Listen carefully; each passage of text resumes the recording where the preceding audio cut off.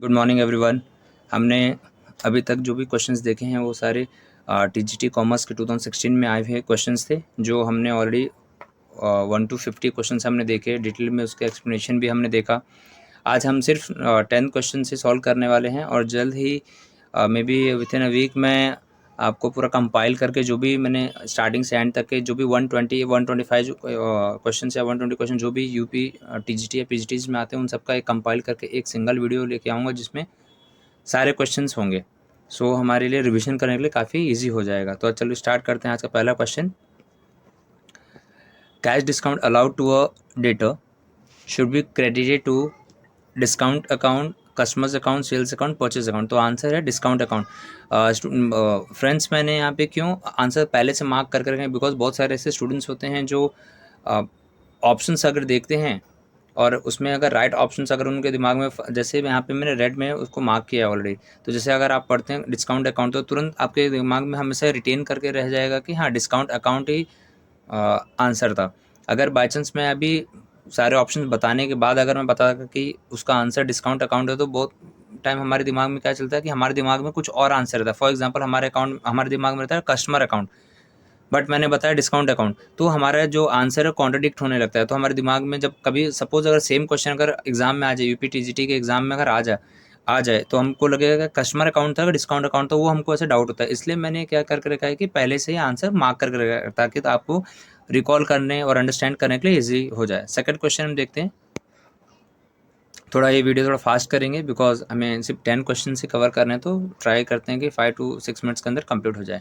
Second question, in the case of hire purchase assets account is debited with cash price. तो हमेशा याद रखो assets account हमेशा debit होगा कैश प्राइस से, जितना हम पे करेंगे परचेज करने के लिए। सेकंड क्वेश्चन हो गया। अब थर्ड क्वेश्चन की तरफ चलते हैं। Elasticity of demand at the mid point on a straight demand line is 0 equals to 1, more than 1, less than 1। तो बेसिकली फ्रेंड्स, इसमें जो मिड पॉइंट में होते हैं उसमें मैं जब डिटेल में पूरा कंपाइल करके एक वीडियो बनाऊंगा, उसमें इसमें लाइन की जो स्ट्रेट लाइन में हम इलास्टिसिटी को बताने के लिए जो मिड पॉइंट यूज़ करते हैं, उसमें बेसिकली 5 पॉइंट्स रहेंगे। एक होगा इन्फिनाइट होगा, एक मोर देन 1 होगा, बीच में जो होगा that is equals to 1, then less than 1, then 0। ऐसे 5 आते हैं। तो जो बीच का होता है वो इक्वल्स टू 1 होता है। इसको यूनिटरी इलास्टिक भी बोलते हैं। तो हम लोग जो जिसमें कंपाइल करके जो मैं वीडियो बनाऊंगा उसमें हर एक चीज़ को डिटेल में और एक और बार हम देखेंगे उसको। नेक्स्ट क्वेश्चन देखते हैं। The effect of a surrender of a share is same as a share forfeiture. So basically forfeiture क्या होता है? Cancellation of share. तो आंसर यहाँ पे forfeiture of share. Question number 5, according to traditional approach of money is normal sense includes. जो traditional approach मतलब पहले से जो बेसिकली मनी का क्या डेफिनेशन है, मीनिंग होके आ रहा है, वो तो एक करेंसी जो हमारी है मनी वो होती है, और दूसरा होता है डिमांड डिपॉजिट। डिमांड डिपॉजिट जो बैंक के पास होता है, राइट, वो। Next one, six question, a new partner brings in cash as a share of goodwill. This amount will be distributed among all partners in sacrificing ratio. So कभी भी new partner अगर inter होता है firm में और existing partners होते हैं, तो न्यू पार्टनर कभी भी आएगा तो फ्री में नहीं आएगा।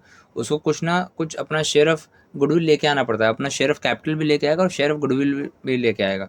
तो जो भी ओल्ड पार्टनर रहते हैं या पुराने पार्टनर होते हैं, जब भी न्यू पार्टनर आता है तो ओल्ड पार्टनर या तो सेक्रीफाइस करेंगे या तो गेन करते हैं, राइट। सो याद रखना मेरे दोस्तों कि कभी भी न्यू पार्टनर आएगा तो वो हमेशा गेन ही कर रहा है। तो कभी भी अगर ओल्ड सेक्रीफाइस रेशियो अगर हमको निकालना रहता है तो याद रखो हमेशा ओल्ड पार्टनर्स के ही रेशियोज को लिया जाता है। तो क्वेश्चन यहाँ पे है कि जब भी न्यू पार्टनर गुडविल आता है कैश में, तो वो डिस्ट्रीब्यूट करेंगे ओल्ड पार्टनर्स को किस रेशियो में? Sacrificing ratio. Ratio of capital में नहीं होता है, इक्वल रेशियो भी नहीं होता है, ओल्ड प्रॉफिट शेयरिंग रेशियो भी नहीं होता है, ठीक है। So answer is sacrificing ratio. Next question, general rules and regulations for the performance of office work are specified in office manual. हर एक कंपनी का ऑफिस मैनुअल होता है जिसमें उनके क्या रूल्स रेगुलेशंस है, क्या डूज और डोंट्स है, वो सारी चीज़ें उनमें ऑफिस मैनुअल में लिखा रहता है, तो वो हमको देखना चाहिए। So next one, question number 8 है, which of the following is not an attribute और प्रोडक्शन फंक्शन। इसमें से कौन सा प्रोडक्शन फंक्शन या एट्रीब्यूट नहीं है? तो स्टेट ऑफ इनपुट जो है वो प्रोडक्शन फंक्शन का एट्रीब्यूट नहीं है। नेक्स्ट क्वेश्चन देखते हैं, question number 9, the return of goods by a customer is debited to. तो सीधी सी बात है, बहुत सिंपल है, कभी भी लिखा है कस्टमर, कस्टमर गुड्स कौन सा रिटर्न करता है, जो हमने उनको बेचा रहता है, सेल्स वाला, राइट। तो जब भी रिटर्न करेगा कस्टमर तो सेल्स रिटर्न अकाउंट ही हमेशा आता है। बहुत सिंपल तरीका है जानने के लिए कि कस्टमर कभी भी अगर रिटर्न करेगा तो सेल्स रिटर्न ही होता है वो, ठीक है, डेबिट।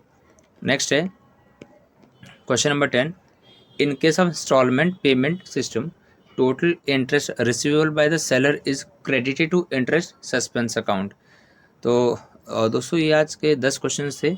अभी जो नेक्स्ट वीडियो में लेके आने वाला हूँ उसमें मे बी कल मैं अपलोड करूँगा, तो थोड़े बड़े वीडियो हो सकते हैं, बिकॉज उसमें हम ट्राई करेंगे कि 20-25 क्वेश्चंस करेंगे, ताकि 2 वीडियो में हम पूरा कंप्लीट कर दें पूरा इंटायर क्वेश्चन जो भी है TGT के आए हुए जो 2016 में थे।